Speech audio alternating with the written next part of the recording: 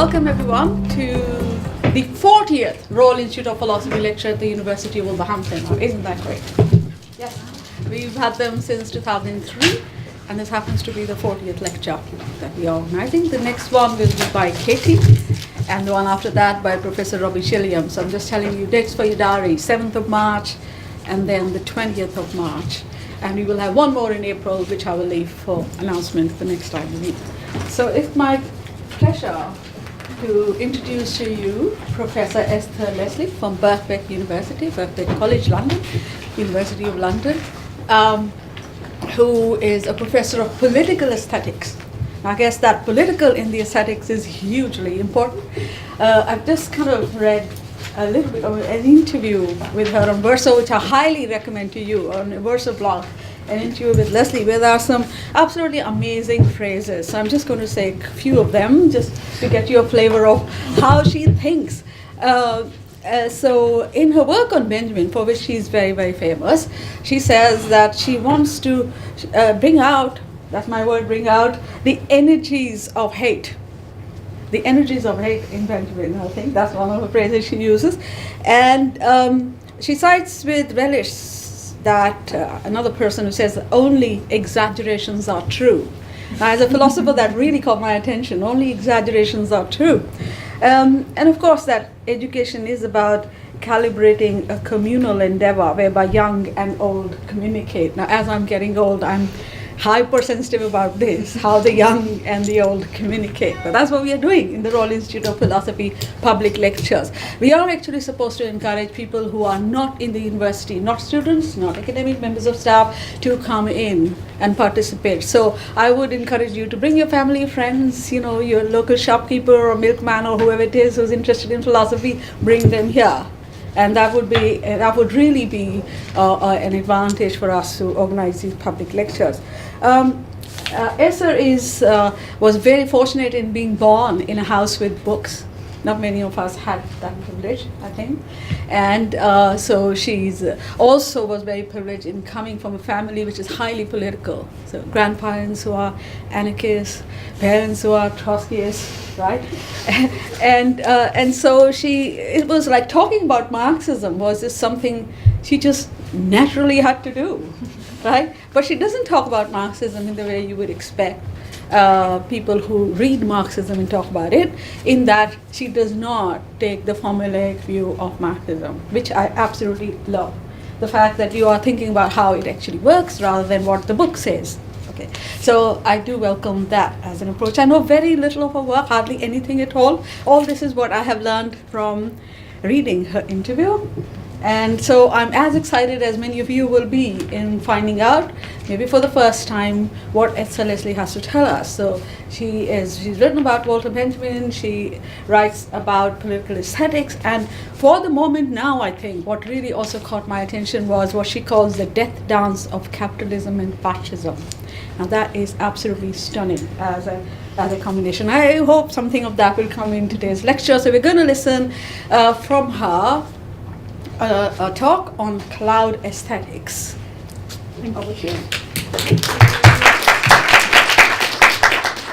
Thank you so much, Mina. Thank you, everyone, for coming here. And I hope I don't stretch, well, in a way, I hope I do stretch the bounds of what philosophy might be, but not to your disappointment. So we have a lot of images, cheesy PowerPoints, bits of film, and so on. So I want to start with old and new clouds. Clouds in the sky are animate forms, shifting, evanescent, and transforming. They've often been the occasion for daydreaming. Clouds are to be seen, but also not seen, as the wandering mind, following the wandering cloud, turns inward, musing on vague or distracted thoughts. Clouds themselves shape and reshape, adopting, perhaps we could say, principles of animation, which might be defined as movement and change. Furthermore, the changing nature of clouds, the ways in which they adopt, if only fleetingly, forms of things that they are not, and the way that they do this constantly endows the cloud with the capacity to successively animate other things. Such things as the cloud appears to be and become are often animate things like animals, angels, or faces, perhaps even the face of Jesus. And here someone found Donald Trump in the clouds. We can never touch the cloud, for once we're inside it, as we may be when in fog or on the highest mountains or in an aeroplane, the cloud has disappeared to us. So clouds come too to represent the ungraspable, or what cannot be seen, or what can only be seen, and so prevents seeing anything else. Clouds are amorphous matter, whose shapeability, real or imagined, chance or otherwise, might provoke concepts, stimulate ideas, convey messages, information or data. When the structuralist materialist filmmaker Peter Gidal wanted to make a film about nothing at all, or a film only about film, he filmed the clouds on an overcast English day, passing for 10 minutes. Of course, he did not film nothing at all. He filmed the clouds just as he filmed the act of filming. Gidal makes a virtue of film's lack of subtlety and England's overcast skies, two flat reflections, in order to produce a film and a film of air. The word cloud comes from the word clod, a mass of rock or ball of hardened earth, because what we know as classic clouds, the cumulus clouds, looked more or less to observers like clumps of petrified matter. So this airy-fairy, shape-shifting cloud is named after its opposite, which it appears to resemble. These cloud objects, strangely insubstantial, gaseous, do not present as such to the looking eye. How could clod-likeness, earthy solidity, cake icing furls be, in fact, just its opposite, a gas and air and not muchness? And yet again, how can this insubstantiality be so forceful upon us mentally and physically too, as anyone will know who has sat inside an aeroplane and suffered turbulence, the result of the uneven updrafting of warm air caused by clouds? Ernst Bloch observed in his Principle of Hope that clouds are the stuff of fairy tales. Clouds are a fairy tale quality of nature. They are, so think children, distant mountains, entities in a towering and wonderful foreign land above our heads, a Switzerland in the sky. But, notes Bloch too, the cloud is not only a castle or ice mountain to the fairy tale gaze. It's also an island in the sea of heaven or a ship, and the blue skies on which it sails resemble the ocean. Fluffy clouds turn out, then, in thought and in language, to be solid, stony mountains inhabiting a reverse land. The airy blue sky is imagination's watery sea. The heavens are a mirror reflecting the earth's inversion, and so if down here below is a world of body and action, up there above is a world of mind, thought, imagination and other histories, including better ones. Clouds are the fuzzy matter of utopian speculation for Bloch, moving screens onto which can be projected a revolutionary not yet, the contents of an unbounded anticipatory consciousness. And this vague awareness of a liberated life that takes shape blurrily in our daydreams is a stimulus, thinks Bloch, for the real-world political action that seeks to find ways to concretize those wishes.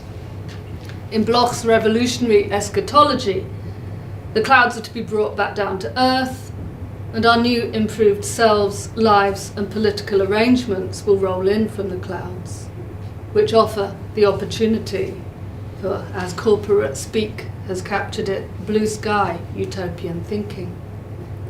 These Blochian clouds lead us far elsewhere. The sea and the cloud-filled sky are infinite, sublime. Each draws us to the limits of looking and intimates a beyond of us. They take us out of and back to ourselves. Thoreau thought that each working day should include time for cloud gazing. Only so could the expenditure of self in labour be replenished. Now, the principles of cloud formation were first understood in the early 19th century when, in 1803, Luke Howard produced his classification of clouds as part of an embryonic science of meteorology. He conferred the Latin names, still in use today, cirrus, cumulus, stratus, to describe clouds that curl like hair, heap up conically or spread out across the sky, and he called his work Modifications of Clouds. For what Howard knew is that even in naming these elements and fixing them into a system, clouds always move, combine, change and alter. Howard captured something, if only for each moment in which it takes on the name that he has bestowed, but all combinations are possible, all gradations conceivable, and even the blankness of total cover is a possibility that can be named overcast. Howard observed closely, but he also translated clouds into mental material, made of them an idea or representation, and his taxonomy provided for Goethe what Goethe called limiting the indefinite, the unstable and the unattainable.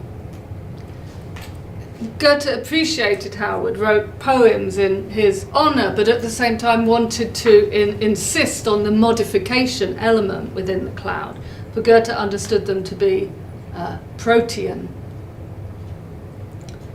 Proteus was Goethe's hero, the primordial god of the sea, the old man of the sea, his figure of fluids, himself made of fluid, who can appear in many different forms, a lion, a pig, a tree, like a cloud, shape-shifting, or in the guise of water itself. Proteus shapes and reshapes constantly, like the liquid that hosts him. Proteus also possessed the ability to foretell the future, but he adopted different shapes in order to avoid revealing what was to come, and would divine only for those who could capture him.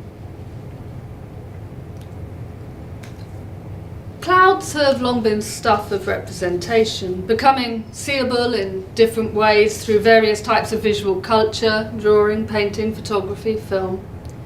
In reproducing the cloud, efforts have been made to capture something of it. In medieval times in European visual culture, clouds were part of painting skies, and their rounded, repetitive, emblematic shapes were a backdrop often to Christ's life and death. These are no clouds and every cloud. They subsist for some time as dramatic elements remembered in a studio derived from other painted clouds, until by the 17th century, Mantegna, Tiepolo and others change their form, bolstering them as the clouds come to bolster other things.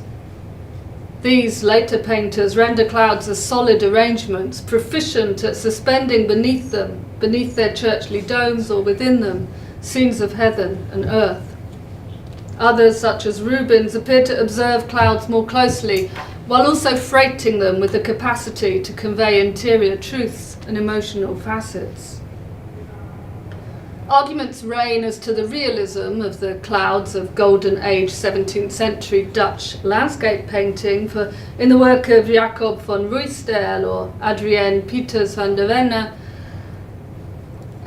the skies favoured are those that are always dramatic or fine. Meteorologically realistic or heightened for art, these clouds develop a greater airiness and over time turn into the clouds of romanticism, clouds which are composed in relation to a romantic aesthetic of direct observation from nature. Romantic clouds are not the backdrop or a support for something else. They are the stuff of painting. For the Romantics, the cloud was composed of matter that was to be translated in a new way into painting. The matter of the cloud and the matter of art were to collapse into one. Paint, or more notably ink and watercolour, as John Constable demonstrated so exemplarily, seeps in actuality into the thick drawing papers, much as it seems a cloud seeps itself into the sky, intermingled with atmosphere. Constable's cloud studies of the 1820s record the formation and transformation of clouds in response to the varying conditions of air, wind and sky. Constable had read some of the burgeoning work on clouds, certainly Thomas Forster's researches about atmospheric phenomena, and he scrawled comments on the margins of his personal copy. Sometimes what he wrote is illegible though, because he clearly had it with him when he was on Hampstead Heath making his sketches, and rain has dropped onto the pages. The clouds released their water and damaged the printed leaves. Romantics are in and of and under and around their environments that make and unmake them, inside them too, as moods. In October 1821, Constable wrote in a letter to his patron and friend, the Reverend John Fisher, that the sky is not a white sheet drawn behind the objects, but rather the keynote, the standard of scale and chief organ of sentiment.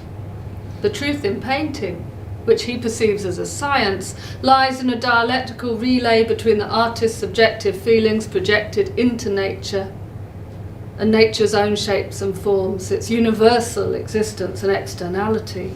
A science of observation and understanding marries with an art of looking and feeling, and in Constable's copy of Forster's book, this passage was highlighted. The atmosphere and its phenomena are everywhere, and thunder rolls and rainbows glitter in all conceivable situations, and we may view them, whether it may be our lot to dwell in the frozen countries of polar ice, in the mild climates of the temperate zone, or in the parched regions which lay more immediately under the path of the sun. This passage appealed to Constable, who rarely left the southeastern corner of England. Hampstead Heath is under the same sky as the entire world. Experience can be universal. The clouds are universal properties, universal experiences. When Constable painted the clouds, he exposed himself to a shifting, moving entity and attempted to capture it. Gombrich used Constable as an example of an artist who understood the multiple perspectives that objects possess. A child, Gombrich observes, omits or misjudges the modifications that objects undergo when perceived from diverse angles or under diverse light. Children rely, in Gombrich's terms, on templates for objects, rather than looking at what is before them. He observes similar of the medieval artist, writing, "The medieval artist, like the child, relies on the minimum schema needed to make a house, a tree, a boat that can function in the narrative, but Constable is attentive to the alterations that shapes and colours submit in relation to the position of objects and lighting." For Gombrich, this is testament of Constable's ability to reproduce what appeared before his eyes. It's not innocence that he deploys, but a vision informed by knowledge, and indeed for Constable to paint was a branch of science. Painting is a science and should be pursued as an inquiry into the laws of nature. Why then may not landscape be considered as a branch of natural philosophy, of which pictures are but experiments? The cloud is an example of this and a model for this. Constable drew something that was in modification. That modification was a constituent of his object and crucial to the relationship between himself and his objects. His vision is multiply animated. The object possesses animation, and his gaze upon it is an animated one, in the sense that it is mobile and understands mobility and change as property of the relation between self and world. The Constable stood on the heath at Hampstead, immersed in air and its movements, holding there himself like a cloud exposed to elements, and he sketched. And clouds are notoriously hard to draw, not only because they change and move. If one wants to convincingly emulate their form rather than produce a distinctly outlined cartoon cloud, they cannot be drawn, but only brushed and dabbed into being with modulated pressure. The self's gestures adapt to produce the cloud, coaxed into being as a reflection of a temporary moment. something freeform, loose and subtle, works its way into the fibres of the paper. The delicate materiality of clouds is repeated in painted form.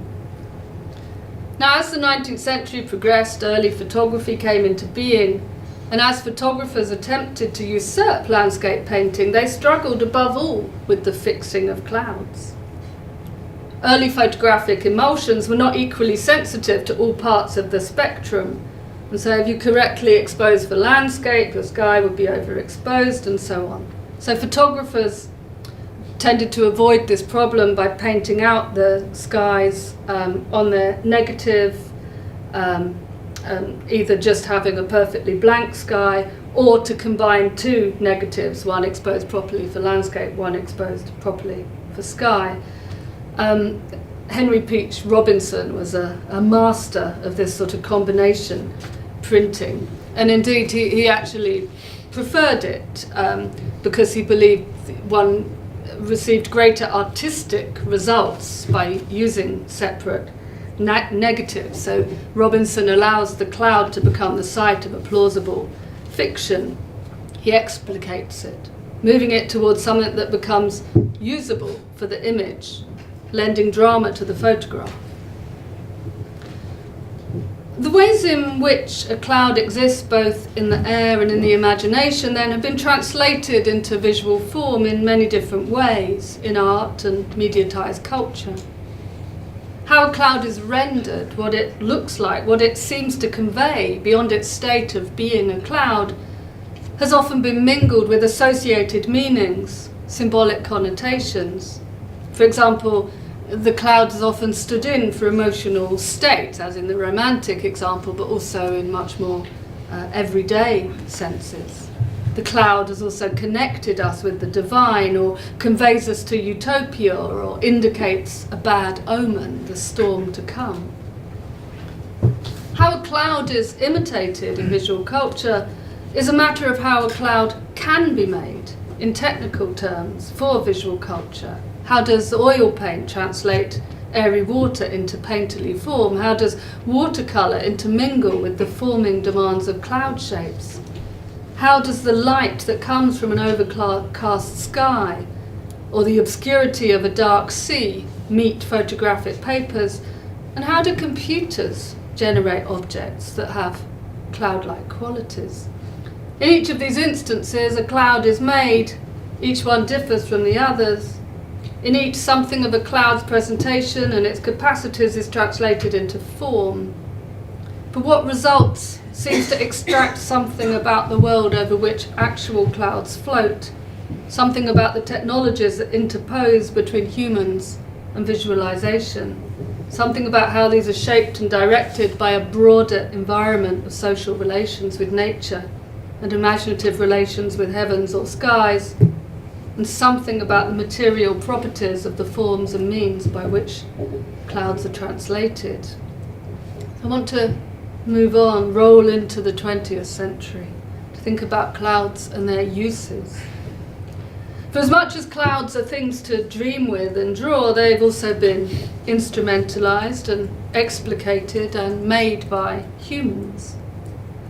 The clouds of toxic gas that burst onto the fields of France in 1915, inaugurated, according to Peter Sloterdijk, atmo-terrorism, when at 6 p.m. on the 22nd of April 1915, German soldiers opened 1,600 large and 4,130 small chlorine-filled cylinders so that their contents could be picked up by a prevailing north-northeast wind.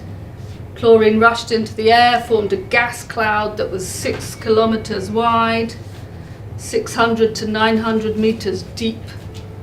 It was a cloud that confused its target, the French army. The line was breached. The German troops flooded through it in a bloodless yet deadly technique of war. These clouds are followed by clouds that might have seemed innocuous, cinematic ones, but they had their political uses apparently, such as the clouds that scurry into the sky in the cinematic culture of Nazi Germany, which according to Siegfried Krakauer in relation to the quintessentially German mountain films popular in the 1920s, allowed for a certain augury of what was to come. The mountain films are replete with images of clouds, of mist and fog, of vapour and blinding light bouncing off snowfields into camera lenses. These puffs and flares obfuscate. The clouded vision they generate is meant to provoke emotion, not rational thought. They're special effects for affect.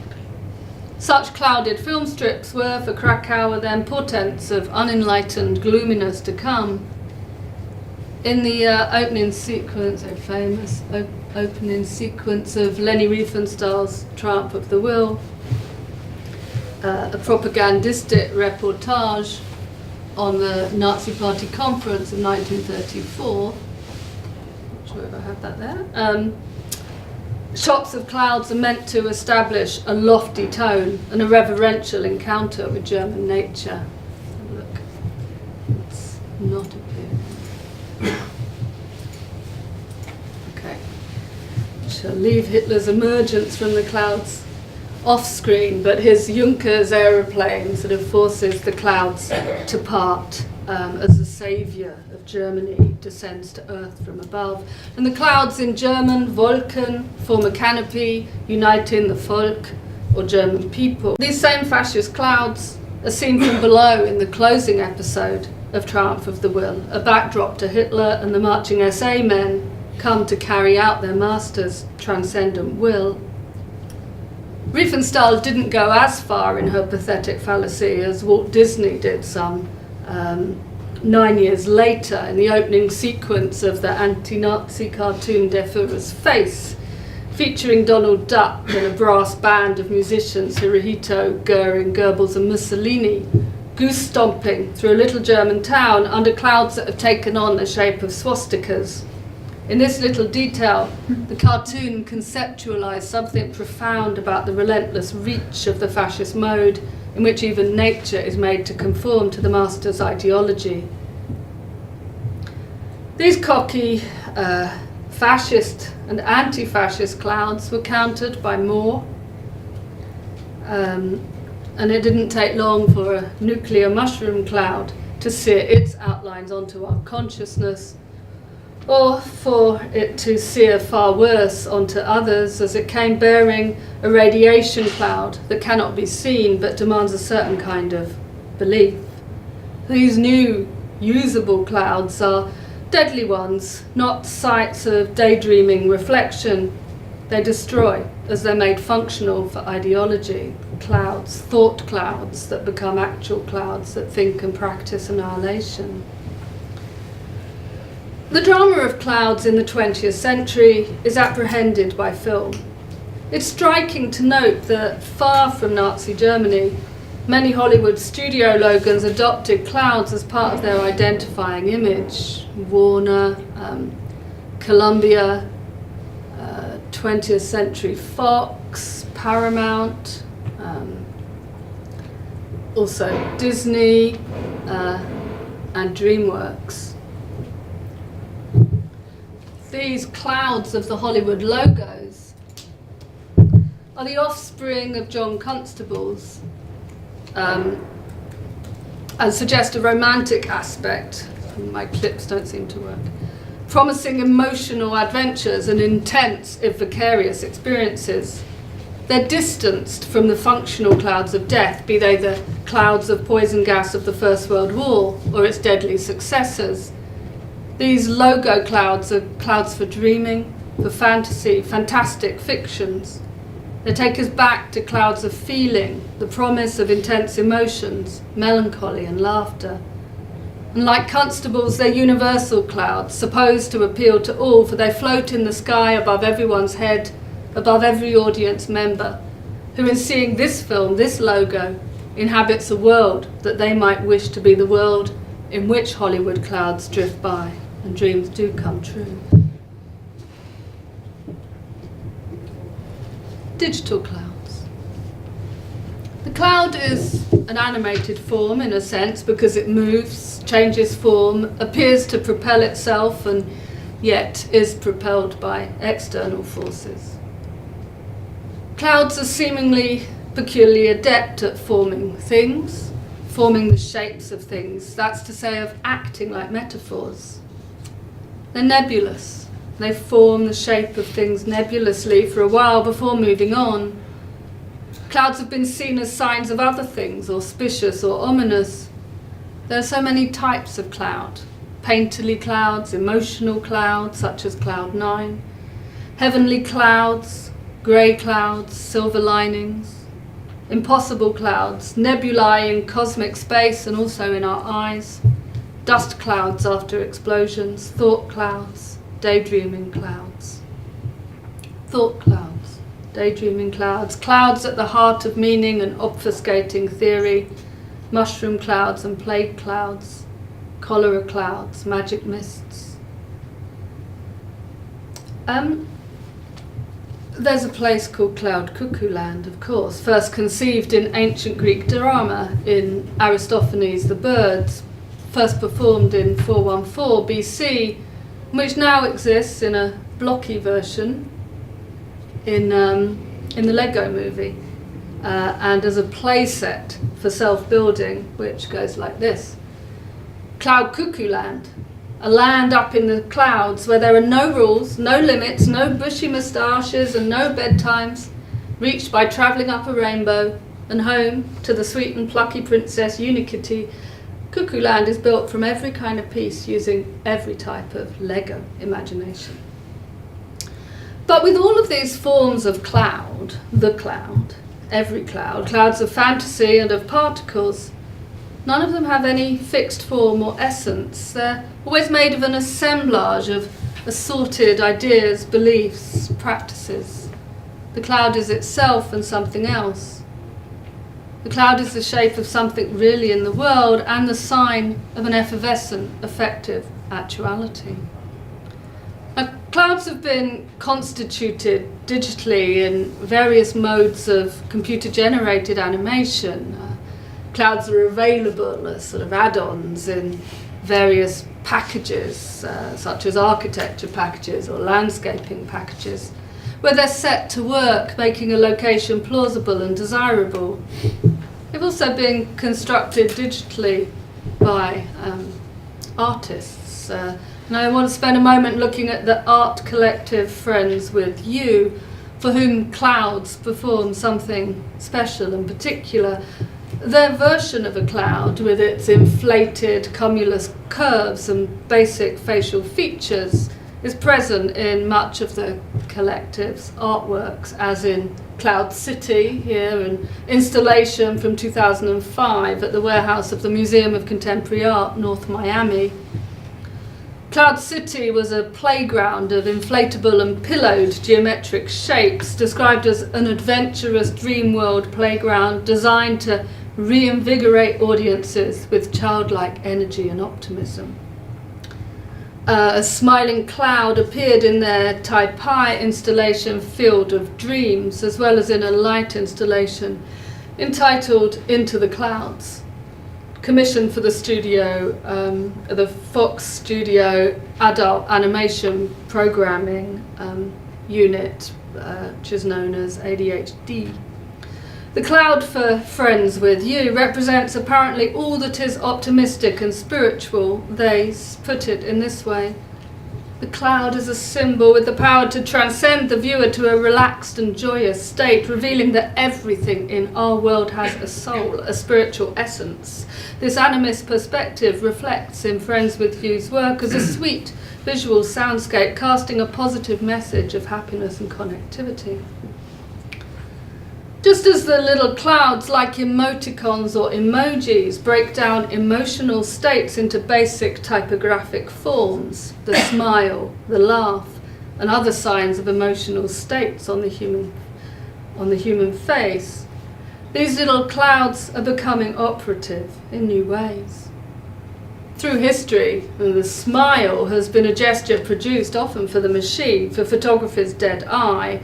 That eye is no longer dead now that cameras possess smile detection technology and computers develop effectively through machine learning algorithms that can detect laughs and smiles as well as all the negative emotions, and then adjust or adapt their functioning accordingly.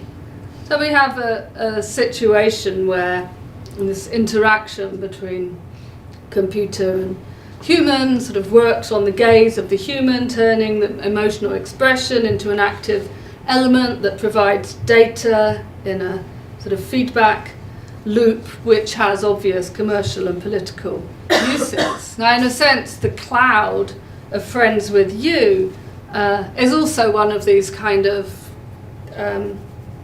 technologies, I suppose, that should make us happy and is there to sort of register and produce and monitor, in a way, our emotional states. It's another form of a sort of emotion management to partner the optimizations attempted through contemporary digital technologies that track leisure, consumption and work. In 2012, I suspect this won't work again. Okay.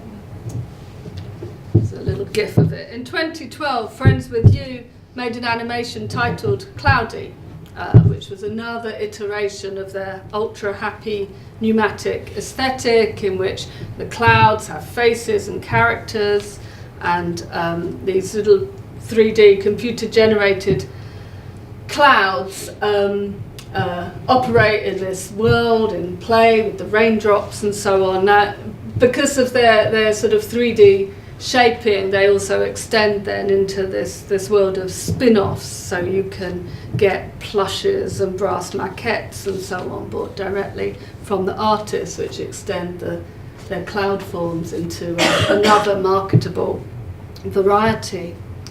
In this film, Cloudy, it's really a very little interest, in a sense, as a narrative. The clouds are floating around and singing, and these raindrops are making baby clouds, squeezing them out through a pipe, and then we get a sense of Disney's early silly symphonies where the character actions are entwined with the making of music, so the clouds become musical and they play with the raindrops and so on. But what interests me is the sense in all through this ultra-happy animation, everything revolves around the idea of production. There's a kind of factory line, production line at work here. Of it, Friends with You say, the purpose of the piece is to transcend the viewer to a peaceful and joyous state. Clouds singing and performing their duties in a joyful manner show us that everything in our world has a role and a purpose. Now, this body of work, kitsch and dumb as it is emblematic of an age in which the cloud, which was once eternally formless form, comes to loom as a new substance in a new guise. Notable is that these happy clouds, like the raindrops that bring them into being, are productive. They perform their duties, so perhaps that we might learn a lesson about purpose. The clouds of Cloudy are captured inside a kind of factory that's a huge cloud, which resembles a sort of submarine or something like the tree man in Hieronymus Bosch's Garden of Earthly Delights. The clouds are being made by the repetitive labour of the raindrops. They go on to perform music or to provide platforms for raindrops. They're understood from the perspective of production and purpose. The clouds that appear in animated GIFs of clouds are likewise, and aesthetically very similarly, always doing things. Raining, making lightning, puffing, forming shapes of other things. The cloud becomes less an externalization of emotion and more something that itself comes to bear our human emotion, as it functions in ways more or less useful for humans. The cloud is sad, the cloud is furious, the cloud is happy. A number of CGI computer-generated films illustrate this. There's one called Cloudy Day, which I may be able to play an extract from.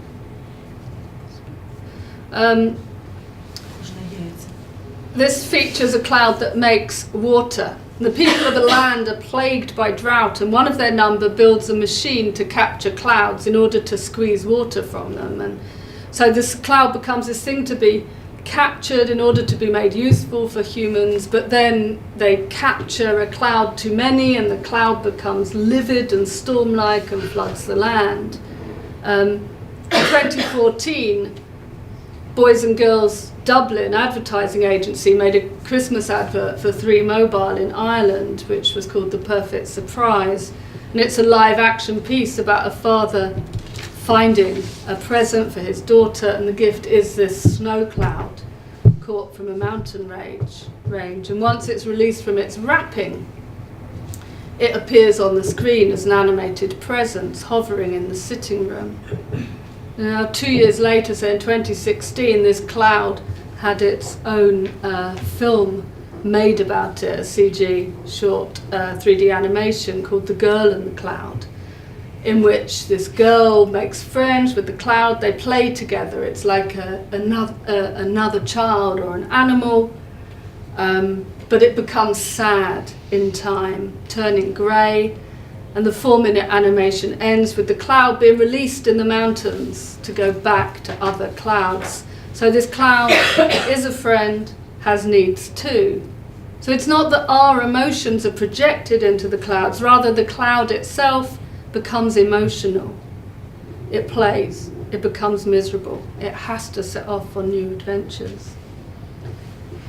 Now, clouds have been deployed more recently by some of the large animation studios. Pixar made Partly Cloudy in 2009.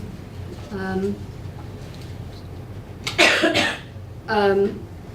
Sony's Cloudy with a Chance of Meatballs, which had 2 films in the franchise, both foregrounded clouds in their films. And these films, I think, allow us to address the question, what is a digital cloud? In Cloudy with a Chance of, in Partly Cloudy, again, it's about this productivity of the cloud. The clouds in this animation make babies and can make any form that's needed. And the clouds in Cloudy with a Chance of Meatballs are, in conjunction with machinery, the place from which foodstuffs, and then in the second film, hybrid foodimals or food animals appear. So the digital clouds in these examples are preoccupied with making forms. So if clouds in the sky are peculiarly adept at seeming to form other things, or rather suggesting things by their momentary shapes, as emphasized in the romantic rendition of the cloud in the digital age likewise becomes a source of form, but rather less as a momentary impression and more in the mode of a 3D printer, a source of any imaginable form. It becomes less a metaphor for something else and more the generator of form itself, architecture in a sense. The cloud was a name given to a centerpiece building that was to be erected in South Korea in 2015 in a project overseen by Daniel Liebeskind. As you see, the cloud was to be made of 2 high-rise buildings, 2 high-rise towers connected in the center by a pixelated, or looks like a pixelated cloud of what they called additional program offering amenities. When it was first revealed, this building garnered a lot of controversy. Some claimed that its showpiece balling of room units produced an outline similar to that captured photographically of the cloud of dust that appeared between the collapsing twin towers of the World Trade Center in New York following the 9/11 terrorist attacks. The architectural firm apologized and said it was not their intention to upset the public, and the inspiration for the design had come from what they called a real cloud. But the cloud building and its ball of cloud, its ball of built cloud, appeared little like a real cloud. Rather, it appeared like a cloud seen through computers or screens, a cloud made on screen, its rooms clinging squarely together like pixels. This project for Dream Hub collapsed as investors pulled out, nervous about the prospects of Korean real estate. Its cloud had evoked the utopian, dreamy clouds that are the descendants of Romanticism, but it translated them into a modern idiom of computing, concretion, and functionality. Now, just a short while prior to that building project, the artist John Gerard produced a cloud that was to link to the clouds of dust that arose from the World Trade Center. Clouds of dust that were, he argued, the inaugurating, or as others have argued, the inaugurating clouds of an epoch of wars in the oil-rich Middle East. John Gerard's been producing what he calls animated scenes. These animated scenes are a way of addressing landscape and landscape painting in the contemporary age. Two of the first of these scenes that he made represented clouds. There was Dust Storm Dallas, Texas, and Dust Storm Manta, Kansas. These were both from 2007, and they combined animated archival photograph of a cloud in the American Dust Bowl, a cloud of dust from the American Dust Bowl of the 1930s, with photographs and films of an area of landscape in Texas and Kansas today, and satellite and topographical data. And what he makes sort of appears to be a film or a video of an area in which there's this moving dust cloud, but in fact it's a simulated world developed out of real-time computer graphics as used by the military and the gaming industry. The cloud of brown dust, which was static on the 1930s photograph, is animated into a whirling storm cloud. Its patterns of swirl reportedly based on the churns of dust, the desert storms, caught on video by soldiers serving in Iraq. So a link is to be made between the contribution of the massive oil fields in the southern states and the use of oil-fueled mechanized agriculture from the 1930s onwards, to the environmental disaster and the presence of oil in late 20th century military adventures. The dust clouds eddy amidst their composite northern Texas and Kansas scenery under the diurnal conditions of real-time Dallas and Manta, emerging into view in a 360-degree pan that takes 8 minutes before the camera passes back to the blank horizon, following the day, the night, the months, the years. It's in part a simulation of a moment which took place on Sunday, 14th April 1935, when the dust clouds were at their worst, 1,500 miles wide and half a mile high. On that bleak day, under the thickest dust cloud, more cattle were choked and blinded. More people were driven out, suffering dust pneumonia and suffocation. More areas were devastated. This moment is made by the animated scene into a whole day, a Black Sunday, in which the world is not as it should be, in which the cloud is on the ground, brought down to earth, indeed of earth, of topsoil, loosened and made airy dry by the ripping out of native grasses for the massive farming of wheat. This dust cloud is a threatening cloud that looms in a sublimely devastating way. In its manufactured nature, though, it resembles a once new cloud, or a cloud that comes about historically, according to John Ruskin's storm cloud of the 19th century. Ruskin, who of course had talked about 19th century landscape painting as being, for better or worse, in the service of clouds, observing how the modern artist is a cloud worshipper. The cloud is a resource of artists. And he himself submitted cloud cover to perspectival grids, trying to rein in the unrein-inable for the purposes of capturing the cloud in drawing, or capturing what he called the truth of clouds. But in 1884, Ruskin became obsessed by what he called, at various points, the black cloud or storm cloud, plague cloud, black wind, plague wind, or evil wind, or black fog, a new weather phenomenon a historical cast into nature's eternity.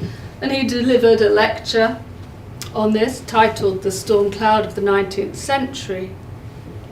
He said he had observed a new cloud never was seen but by now living or lately living eyes.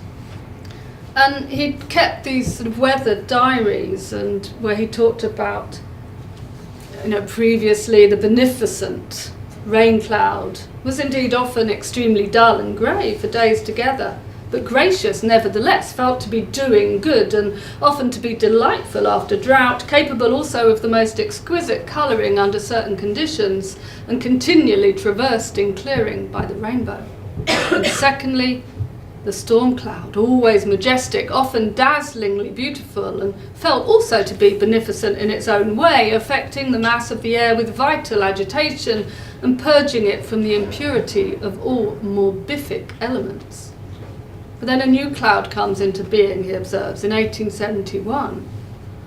And he talks about how it's brought about through the wind, which is the plague wind of the 8th decade of years in the 19th century, a period which will assuredly be recognised in future meteorological history as one of phenomena hitherto unrecorded in the courses of nature and characterised preeminently by the almost ceaseless action of this calamitous wind.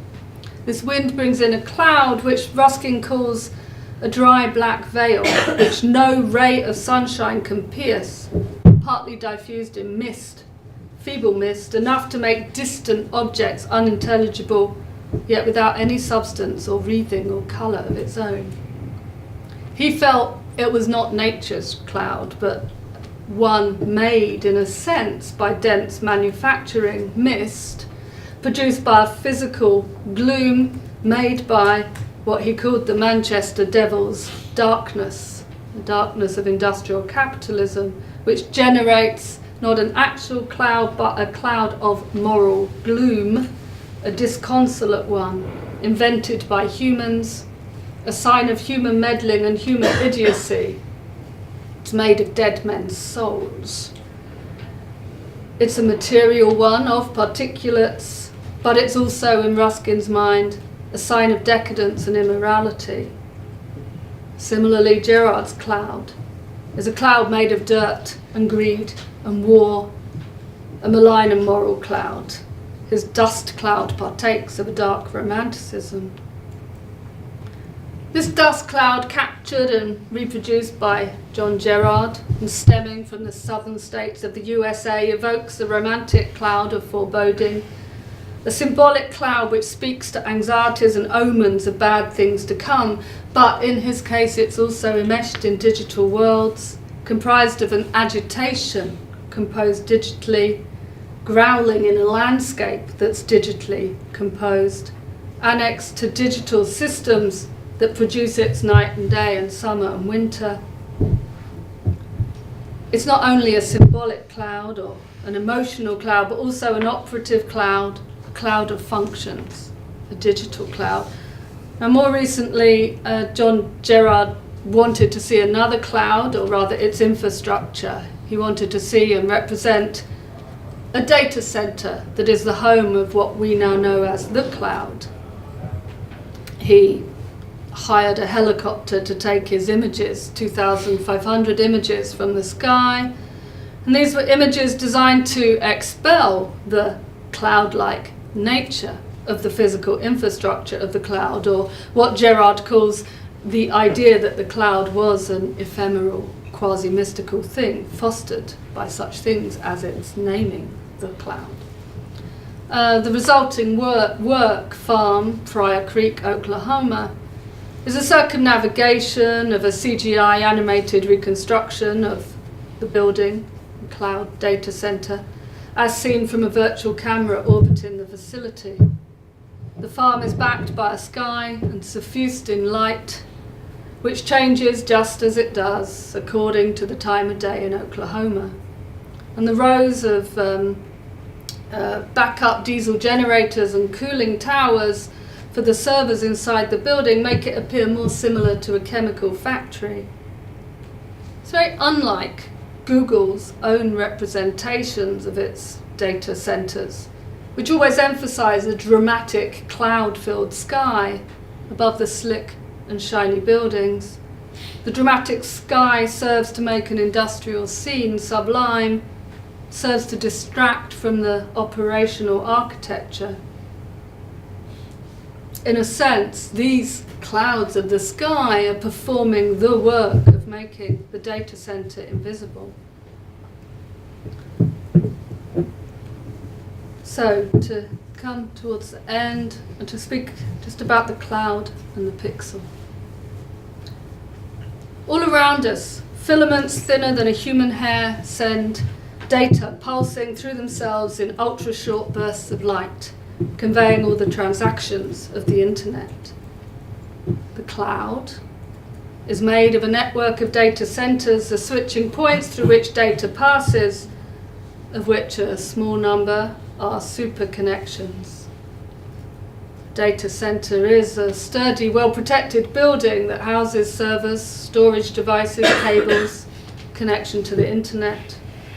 There's equipment for supplying vast amounts of power and cooling things down or extinguishing fires. They're places of passage and storage. They're known as farms, as if they grew and tended the bits they shelter. Vast amounts of data move in small packets swiftly between these centres. The pathways are irrational, wandering even. The source and destination of a message might be in one country, but it may pass many times between data centres on different continents. They're anonymous sites, out of the way for the most part, not designed to be seen. Unlike clouds, they're largely invisible. This cloud is managed by ever fewer companies. It's part of a new concentrated industry that no part of the world is sheltered from. So the once nebulous cloud is now nebulous differently. It's a cloud into which our traces, our data, or our hopes even are alienated. It's a tool in as much as it becomes a mechanism of surveillance and tracking for commerce. So again, a cloud with purpose. This cloud of cloud computing has implications for the practice of animation, which is now peculiarly susceptible to rapid technological changes in computing. So, for example, coming back to Cloudy with the charts of meatballs, when the second film was made, in the 4 years after the first film, they were unable to use the accumulated dead labour of the first film, such as design work for characters, because the models were frozen in software from 2008 and they couldn't get them back online under contemporary operating systems. So they had to rebuild a machine from the past, isolate the operating system and then transfer to a new system. So the land of milk and honey had to be reimagined very rapidly. Sundar Pichai, the chief executive officer of Google Inc., has spoken of the cloud as an inflection point in the history of computing and cites as an example the procedures of an animation studio in Mumbai who are making a film using Google Cloud Services, because previously animation studios had invested money in their own server farms and workstations and maintenance workers in order to render their animated projects, but the push towards photorealistic textures, facial expressions, buoyant strands of hair and so on means that one single frame of an animation takes more than 3 hours to render, and the film Toy Story took 2 years to render, but in 2013 a single frame of Monsters University took 29 hours to render, more than 100 million computer processing hours. So what happened and what Google offer is a shifting of the mode to outsource all of your rendering work in distributed ways across India particularly, on a rental or pay-as-you-go basis. So infrastructure in a sense is cast aside to lower operational costs. There's a film by David Theobald called The Cloud, All of Our Agents Are Busy, from 2013, It's an eventless animation of twinkling lights on something like a series of servers, and you hear these automated, burbled, prescripted phrases from call centre recordings. But all we see in the film is an oscillation of green lights, the static glow of a red light, and an intermittent blue and red flicker that seems like a flame in the innards of the machine. 5.5 minutes of this animation runs in a loop, designed for a 32-inch flat screen or computer monitor, and described by the artist as digital purgatory. He says it's an exposure of one small part of the cloud for what it is, a power-hungry physical space. The cloud, writes the artist, is fast becoming both the archive for our memories through private online drives and public archives of content, such as Instagram, Flickr and YouTube.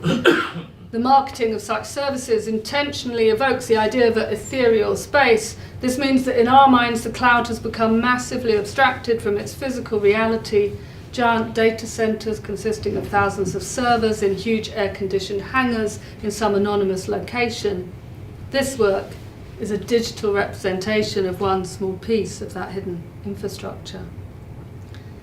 The animation renders with all its capacities of illusion, as made possible by Blender and other software and hardware, an experience of computing or of cloud computing with its impenetrable procedures, lack of legibility, it's sealed in nature, where purgatory is not a hellfire but just an endless waiting in non-knowledge, in the context in which we are rendered utterly dependent on the correct and continual functioning of these blinks and twinkles. The computer-generated image translates its objects into some sort of heightened state.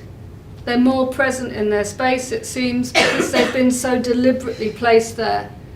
Each shiver of a hair strand, each twist of a buttonhole or crack on a surface has been built up and reinforced in thousands of hours of processing, much of which is now taking place in the synthetic heaven into which all production is to be relocated. Digital animation is used in gaming and in augmented reality experiences. New formats emerge as the technological capacities develop and forms merge. One such is the narrative virtual reality short, and this is an early example of this, a series of episodes called Defrost, 11 5-minute stereoscopic 360 films which relate, I don't have the clip from it, but it relates to the story of Joan, who's been in cryogenic suspension for 30 years and wakes up in a hospital, and she's becoming reacquainted with her life and reintroduced to her family. Now the viewer's perspective is Joan's perspective, but we are also the camera. So the 360-degree VR camera is in the position of the viewer's head. So we watch this film, look around at a body which is our own, look behind us, and we're within this world.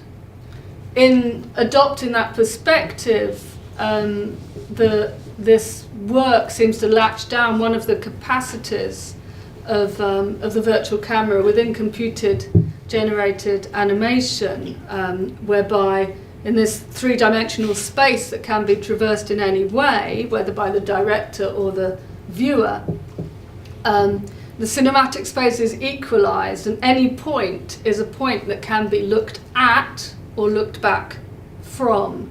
And I think this is why some of this work and some of these ideas have been a stimulus to ideas of alien phenomenology or anti-anthropomorphic claims, and the idea that a cloud, for example, could be a thing that looks back, thinks, acts and sees like us.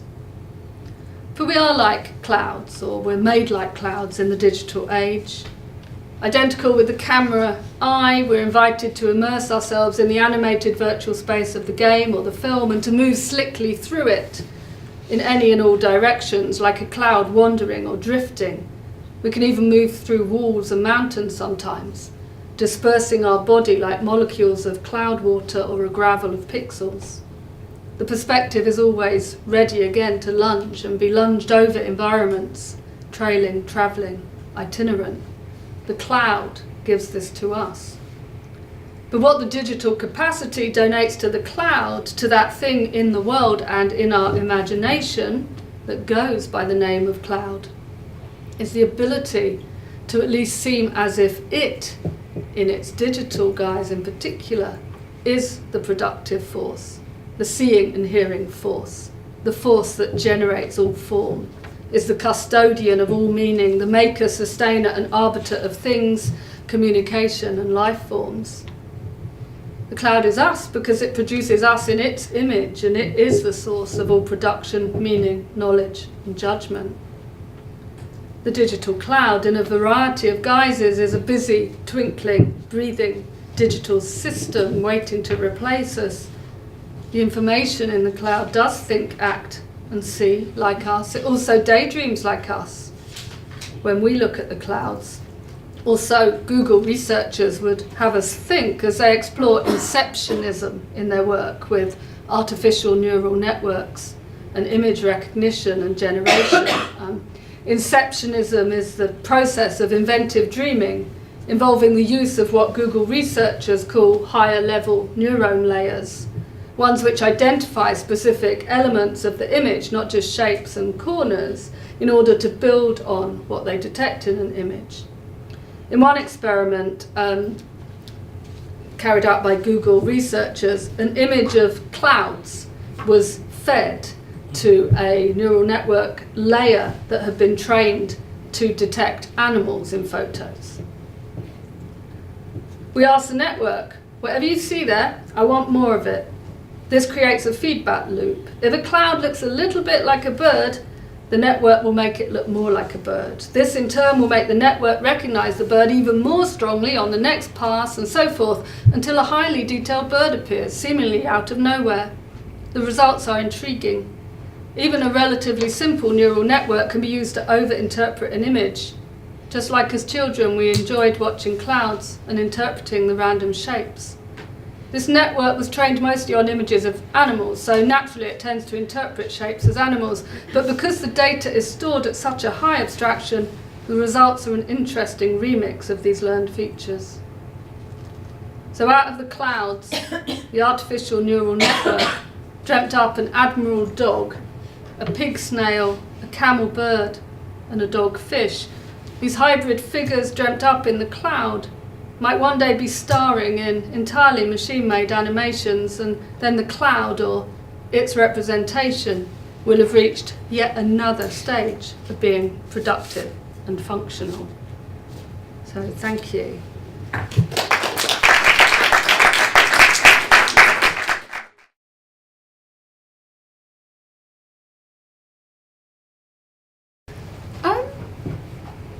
Did I pick clouds?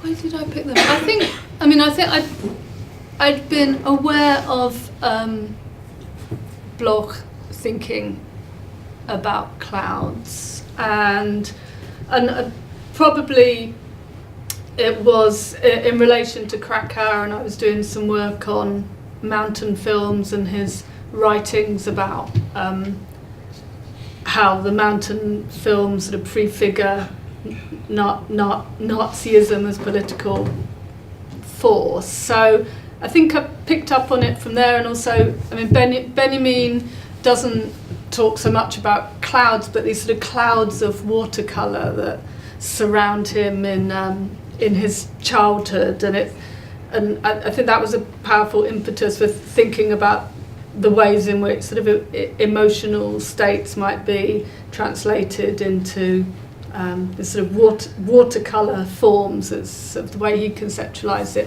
So I think it sort of came from that, and then I had this really weird dream where I dreamt about clouds, and the face of Lenin appeared in the clouds. And then the very next day I was watching some trashy TV, and it was a program on Sky, and it was about a pilot going into the heart of a storm cloud and the turbulence that arises. So there was a whole sort of cluster of cloudy things happening, I think. And there was an article in Radical Philosophy, I think was it Mark Dorian, which was about cloud architecture and the Blur building that was really just an atmospheric concatenation on a lake in Switzerland. I think I remember being very struck by that. So.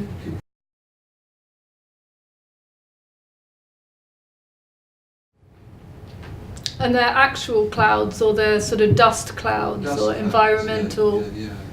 Yeah. I mean, it seems to extend that sort of. I mean, that line would go from sort of Ruskin and his sort of weirdly moral and polluted cloud, and then the atmo-terrorism of Sloterdijk and the kind of chemical warfare cloud, and then the way in which, I suppose, John Gerard's producing this kind of historical cloud that arches from the 30s to contemporary military adventure, and they're all sort of. Well, these seem to have taken the place of the threat of the nuclear. Yeah, because the nuclear cloud. I mean, it's that. Apart from the kind of stunning rendition of it as a mushroom cloud at the moment of explosion, it then sort of diffuses itself as a radiation that can't be seen, and that there's no visibility of it. Whereas, those other clouds they're very impure in the sense that they whip up dust or mud, or they're incorporating deadly chemicals, but I suppose there's something highly visual and present about it.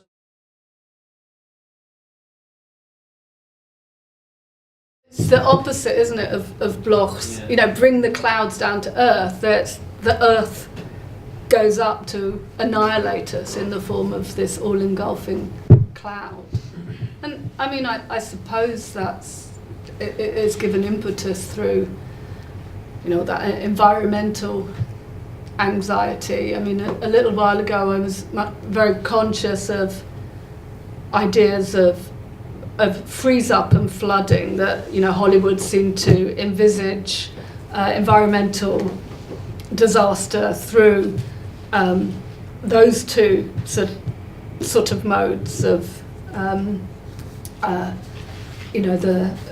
So for me, the archetypal text, the film text, was The Day After Tomorrow, where you've got this sort of the superstorm, but it manifests itself as ice up everywhere, and then sort of sudden cataclysmic defreezing. And for me, that was all related to things about liquidity and crystallinity and the liquid crystal screen and so on.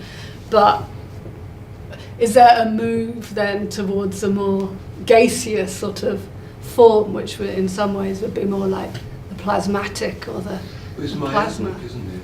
Yeah. In a way, and it echoes the fear of the miasmic in Victorian England, the fogs and the smogs. Because fogs and smogs contain not just pollutants, but actual physical danger. And also, I mean, I was talking about that sort of idea of Constable's kind of utopian universalism, wherever I stand, I'm under the same clouds, and this is a sort of, I suppose a fantasy and a kind of hope for a universal sort of standard or something, but then that too flips into its opposite. It's a bit like, Benjamin, or possibly his wife, writes this extraordinary piece in 1924 about the weapons of tomorrow, and it's all about how chemical gases know no boundaries. They are a universal form, but they're a universal form of death. So this chemical cloud, this toxic cloud, just as we experienced after Chernobyl and so on, will float anywhere, and no one is immune from it, in a sense. There's a sort of universalism in a negative sense.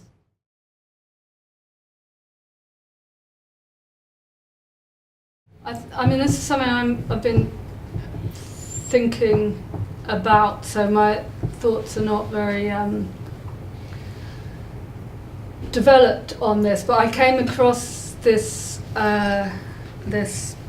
quotation in that Benjamin cites in the Arcades project, where he argues that fascism is essentially a I don't know how he puts it exactly, but it's basically a sort of art of publicity. Fascism is about publicity, and I think that we are going to come to see our epoch and the sort of neo-rightist and I suppose neo-fascist, if we want to say that, or new sort of modes of political expression as being deeply connected to this sense of publicity and the ways in which publicity is used as a kind of weapon, say by people like Trump or Jordan Peterson or whoever these figures are, that they use that it, in a sense, it doesn't matter what is said, but it's the fact and the mode of saying it that itself becomes a kind of technique of setting other people against each other and meddling and producing a sort of atmosphere of negativity. And I think there's something deeply connected to this idea of publicity as it is facilitated in the new technologies. So it's not to say that Google is fascist, but it's a technique it enables technologies that are very well used by new political forces in quite dramatic ways, I suppose. And I think, the relationship of capitalism and fascism, I think, is very variegated and split, and at its most basic, I suppose one might say there are times when whatever the accumulation and the social ordering that capitalism relies on at moments can rely on or benefit from the dissension that fascism is very good at stoking. But it's not to say they're necessarily natural kind of partners in any sense, and it can be a sort of emergency strategy, perhaps, say, as in the Germany that Benjamin inhabited. One can see the ways in which the rise of fascism or Nazism was very much part of a strategy of knocking back the sort of revolutionary movements that had sort of edged their way forward. So historically, I think it's functioned in that way. Whether it would, again, I don't know, but I think the asceticization, in a sense, is just this distraction, the way that we all get set arguing in the cheap seats between each other while whatever's happening in power. Displacement. Yeah, it's displacement, it's distraction, seems like a kind of game, but it enables all sorts of other stuff to just go on while we all